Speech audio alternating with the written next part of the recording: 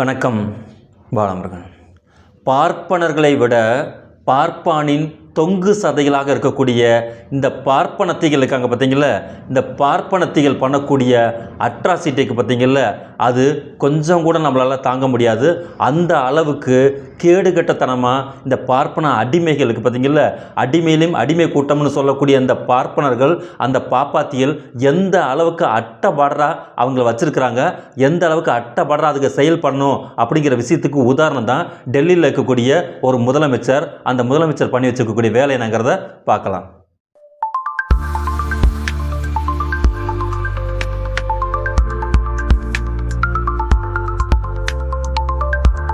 டெல்லி முதலமைச்சர் ரேகா குப்தா பார்ப்பன சமூகம்தான் இந்தியாவில் அறிவொளியை ஏற்றி வைக்கும் சுடராக இருந்தது என்று பாராட்டி பேசினது இந்தியா முழுக்க பெரிய அளவுக்கு சர்ச்சையை ஏற்படுத்தி விட்டுருக்கு.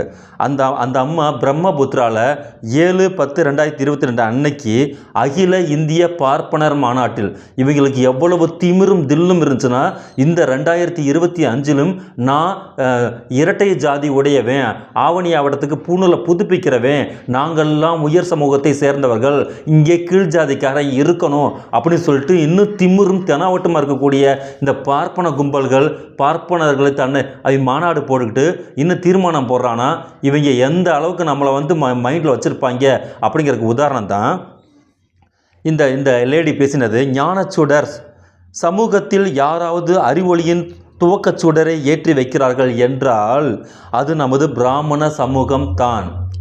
அவர்கள் வேத நூல்களை மட்டுமல்லாது ஆயுதங்களையும் வணங்குகிறார்கள். ஆயுதங்கள் மற்றும் வேத நூல்கள் மூலமாக மட்டுமே நாம் இன்று சமூகத்தையும் நாட்டையும் பாதுகாக்க முடியும். இது ஒன்று. ஞானத்தின் சுடரை ஏற்றி தர்மத்தை பரப்பி நல்லிணக்க உணர்வை வளர்ப்பதன் மூலம் பிராமண சமூகம் எப்போதும் சமூகத்தின் நன்மைக்காகவே உழைக்கிறது. இந்தியாவில் அனைத்து மாநில அரசுகளும் எந்த கட்சி இருந்தாலும் பிராமண சமூகத்தின் நலனுக்காகவும் அவர்கள் முன்னேறுவதற்காகவும் உழைக்க வேண்டும். எவ்வளவு ஆணவம், எவ்வளவு திமிரு! முந்தைய அரசுகள் பிராமண சமூகத்தின் ஆலோசனையை புறக்கணித்ததால் நாடு பெரும் பின்னடைவை சந்தித்தது. எப்படி என்று கூறிய ரேகா குப்தா, பிராமண சமூகம் தங்கள் ஆலோசனைகளை தொடர்ந்து வழங்க வேண்டும் என்றும், டெல்லி வளர்ச்சியடைந்த டெல்லியாக நிறுவ பிராமணர்களின் ஆலோசனையோடு மக்கள் உழைக்க வேண்டும். பார்ப்பான் உழைக்கணும்னு சொல்லலை, பிராமணர்கள் உழைக்கணும்னு சொல்லலை, மக்கள் உழைக்க வேண்டும். எவ்வளவு தழுக்கான வார்த்தை பாருங்கள். ரேகா குப்தாவின் இந்த கருத்துக்கள் பல்வேறு தரப்பினரிடமிருந்து கடும் எதிர்ப்பையும் கோபத்தையும் கொந்தளிப்பையும் பெற்று வருது. ஆம் ஆத்மி கட்சியோட தலைவர் சஞ்சீவ் ஜா இந்த அறிக்கையை கேட்டு நான் அதிர்ச்சி அடைந்ததாக தெரிவித்தார். எந்த ஒரு சமூகத்தை பற்றியும் இதர சமூக மக்களின் உணர்வுகளை பார்ப்பான் என்னைக்கு தன்னை உயர் ஜாதி என்று சொல்கின்றானோ அன்னைக்கு பின்னாடி இருக்கக்கூடிய மற்ற சமூகத்தை கீழ்மைப்படுத்துகின்றான் அப்படிங்கிறது தான் முக்கியமான அடையாளம். பிராமணன் அப்படின்னு ஒருத்தன் தன்னை சொல்லிட்டு வர்றானா, பிராமணனுக்கு எதிர் சொல்லுதுன்னு கேட்டால் சூத்திரன் யாருன்னு கேட்டால் வப்பாட்டி, பார்ப்பானின் வப்பாட்டி மகன்னு இவன் இந்திய அரசியலமைப்பு சட்டத்தில் எழுதி வச்சிருக்கானா. இவர்களை எந்த பிஞ்ச செருப்பை எடுத்து அடிக்க வேண்டும். தன்மானம் உள்ள ஒரு மனிதனுக்கு கோபம் வருமா வராதா? அந்த அடிப்படையில் தான் நாமெல்லாம் இன்றைக்கு களம் கண்டு கொண்டிருக்கிறோம், இயக்கம் கண்டு கொண்டிருக்கோம், மக்களை சந்திக்கிறோம். இந்த பார்ப்பன பெருச்சாளிகளுடைய அயோக்கியத்தனங்கள் எல்லாத்தையும் மக்கள் முன்னாடி எடுத்து வைக்கிறோம். ஆனால் இன்னைக்கு வரைக்கும் அவன் என்ன பாருங்கள், இன்றைக்கு வரைக்கும் நாங்கள் அப்படி தான் இருப்போம், எங்களுக்காக மக்கள் உழைக்க வேண்டும். யார் ஒருவன் பிறப்பால் மட்டும்தான் பார்ப்பான் ஆக முடியும். பிறப்பால் ஒருத்தர் குழந்தையாக இருந்து ஒருத்தர் IAS யார் வேணாலும் ஆகலாம், ஆனால் பார்ப்பான் ஆக முடியுமா? ஆகவே முடியாது. அது பிறப்பின் அடிப்படையில் வரும்போது அவன் வீட்டில் பிறந்து வரக்கூடிய அந்த பாப்பார குஞ்சுக்காகவும் நாம் வேலை பார்க்கணும் அப்படின்னு சொல்கிறான்னா இந்த சமூகம் எவ்வளவு டேஞ்சரானதுங்கிறத நீங்கள் யோசனை பண்ணி பார்க்கணும். எக்ஸ் வலைத்தளத்தில் கண்டனம் தெரிவிச்சிருக்கிறாரு. உள்ளாட்சி தேர்தலுக்கு முன்னதாக சமூகத்தில் பிரிவினையை உருவாக்கக்கூடிய ஜாதியவாத கருத்து என்று விமர்சகர்கள் கூறியிருக்கார். திமுக நாடாளுமன்ற குழு தலைவரும் திமுக துணை பொதுச் செயலாளருமான கனிமொழி அவர்களும் கடுமையான கண்டனங்களை பதிவு செஞ்சிருக்காங்க.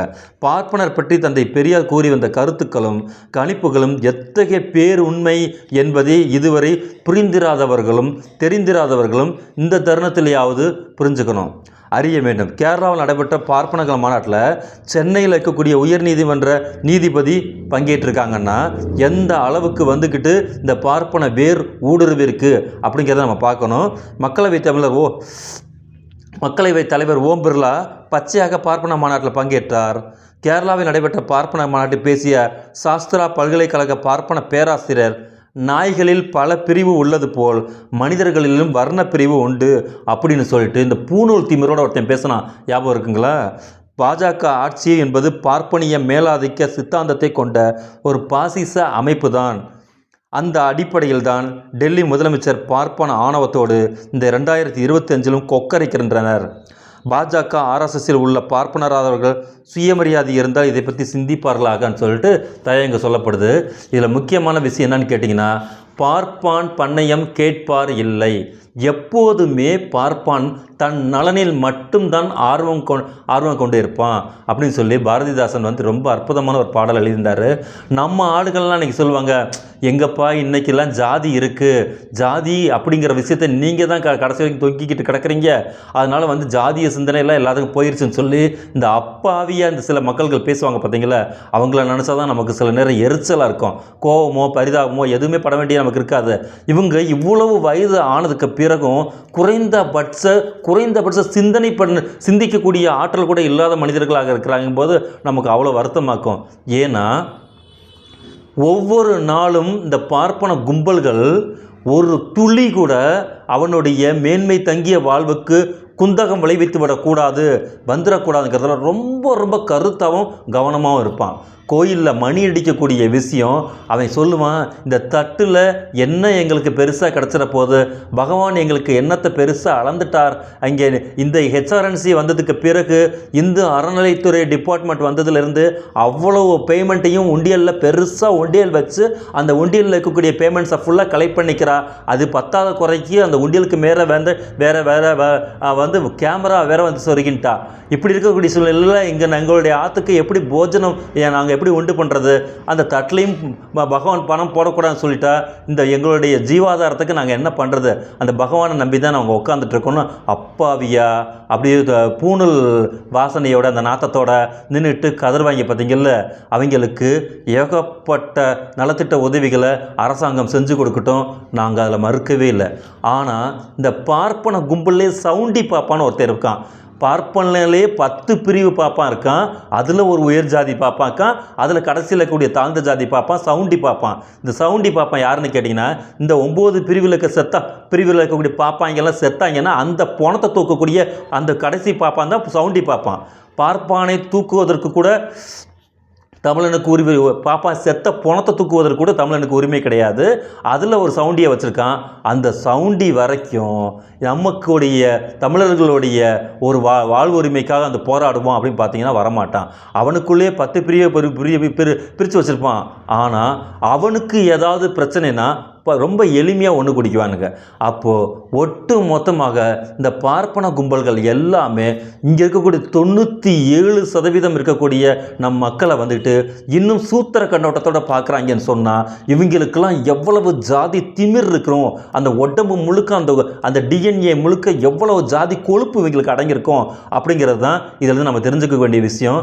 ஏன்னு கேட்டிங்கன்னா, அந்த பார்ப்பான் எதன் அடிப்படையில் உயிர் வாழ்ந்து கொண்டிருக்கிறான்னு கேட்டிங்கன்னா, தமிழர்களுடைய ஏமாளித்தன்மையில் உயிர் வாழ்ந்து கொண்டிருக்கிறான், தமிழர்களுடைய முட்டாள்தனத்தில் உயிர் வாழ்ந்து கொண்டிருக்கின்றான், தமிழர்களுடைய மூட நம்பிக்கைகளில் உயிர் வாழ்ந்து கொண்டிருக்கின்றான், தமிழர்களுடைய அறியாமையில் உயிர் வாழ்ந்து கொண்டிருக்கிறான், தமிழர்களின் பேராசையில் உயிர் வாழ்ந்து கொண்டிருக்கிறான், தமிழர்களுடைய அவர்கள் என்ன சொல்கிறது ஏச்சத்தனத்திற்கு பார்த்தீங்களா, அவனை வந்து இந்த ஒரு சதுரங்க வேட்டையில் சொல்லுவாப்படி ஒருவனை முதல்ல நம்பிக்கைக்கு கொண்டு வரணும்னா அவனை அவ்வளோ ஆசையை தூண்டி விடணுங்கிற மாதிரி இவன் இன்னும் என்னெல்லாம் உழைக்காமல் ஒன்று வாழக்கூடிய கழனின்னு அண்ணா சொன்ன மாதிரிக்கு அவன் உழைக்காமல் இருக்கணும்னா இவனை வந்து சுரண்டல் பண்டமாக மாற்றிக்கொண்டே இருக்க வேண்டும்.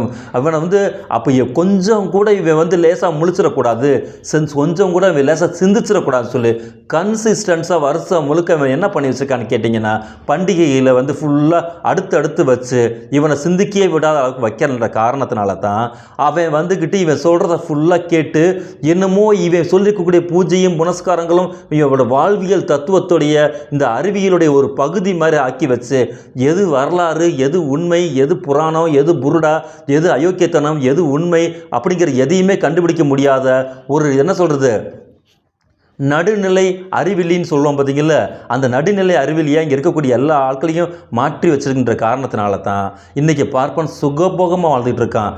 ஆனால் இது எல்லாம் இந்த உரியடியை ஒரே அடியாக அடித்து சிதைத்தவர் தந்தை பெரியார். பார்ப்பன அயோக்கியத்தனங்கள் அத்தனையுமே அம்பலப்படுத்தி இந்த மக்களுக்கு குனிந்து கிடந்திருக்கக்கூடிய இந்த தமிழினத்துக்கு ஒரு முதுகெலும்பாக வந்திருக்கக்கூடிய தந்தை பெரியார், உனது வாழ்வு நாசமாக போனதுக்கு காரணம் இவன்தான், இவனுடைய கொள்கை தான், இவனுடைய சித்தாந்தம் தான், இவனது பேச்சை கேட்டுக்கொண்டிருக்கின்ற காரணத்தினால்தான் உனது ஒட்டுமொத்த பரம்பரையுமே குற்ற பரம்பரையாகவும் புனித பரம்பரையாகவும் மாறிவிட்டது. ஆகையால் இவனை எதிர்த்து நாம் களம் காணுவது தான் நமது வாழ்வு மீட்சிக்கு ஒரு மிகப்பெரிய அடிப்படைன்னு தந்தை பெரியார் நமக்கு களம் கண்டு நம் மக்களுக்கு சுயமரியாதை உணர்ச்சிகளை ஊட்டி அதன் பிறகு பார்ப்பானை எதிர்க்கக்கூடிய அந்த வன்மையை நமக்கு வழங்கிய காரணத்தினால்தான் இன்றைக்கு இந்திய அரசியல் அமைப்பு சட்டமே முதல் அரசியல் அமைப்பு சட்டமே மாற்றம் செய்யப்பட்டு இன்றைக்கு 69% இடஒதுக்கீடின் அடிப்படையில் நாம் கல்வியும் வேலைவாய்ப்பும் எல்லா விதமான உரிமைகளையும் பெற்று இன்றைக்கி வாழ்ந்து கொண்டிருக்கின்றோம். இதன் அடிப்படையில் ஒவ்வொரு நாளும் மத்தியில் இருக்கக்கூடிய ஒன்றிய அரசு பார்ப்பானுடைய பணயத்தை வச்சுக்கிட்டு ஒட்டுமொத்த இந்தியாவுமே சிதைத்து நாசம் செஞ்சு அவங்களுடைய RSS அஜெண்டாக்களுக்கு நம்மளை பலி கொடுப்பதற்கான அத்தனை வேலைகளையும் அவங்க தொடர்ச்சியாக செஞ்சுட்டு இருக்காங்க. அவர்களை தில்லாக எதிர்க்கக்கூடிய ஒரே ஒரு மாநிலம் தமிழ்நாடு. அரசியல் ரீதியாக திமுக மிக தெளிவாக அந்த பார்ப்பனியத்தை எதிர்த்து கொண்டிருக்கிறது. நாம் அனைவருமே சேர்ந்து அதற்கு ஒத்துழைப்பு கொடுத்து இன்னைக்கு வரைக்கும் அந்த நீதிபதியின் மீது செருப்பை வீசக்கூடிய அளவுக்கு வம்மத்தை கற்றுக் கொடுத்திருக்கக்கூடிய கக்கி கொண்டிருக்கக்கூடிய இந்த RSS பிஜேபிகளுக்கு மூக்கணாங்கயிறு போடுவதற்கு ஒரு நூற்றாண்டு காலமாக இங்கே இருக்கக்கூடிய திராவிடர் இயக்கம் இயங்கிக் கொண்டிருக்கிறது. அதன் அரசியல் வடிவமாக இருக்கக்கூடிய திராவிட முன்னேற்ற கழகம் இயங்கிக் கொண்டிருக்கிறது. நாம் அனைவரும் ஓரணியில் இருந்து இந்த பார்ப்பனியத்தை விரட்டி வேண்டும். விரட்டுவதன் மூலமாகத்தான் தமிழ்நாடு மீட்சி பெறும் அப்படிங்கிறதுல நமக்கு எந்த விதமான மாற்று கருத்துமே கிடையாது.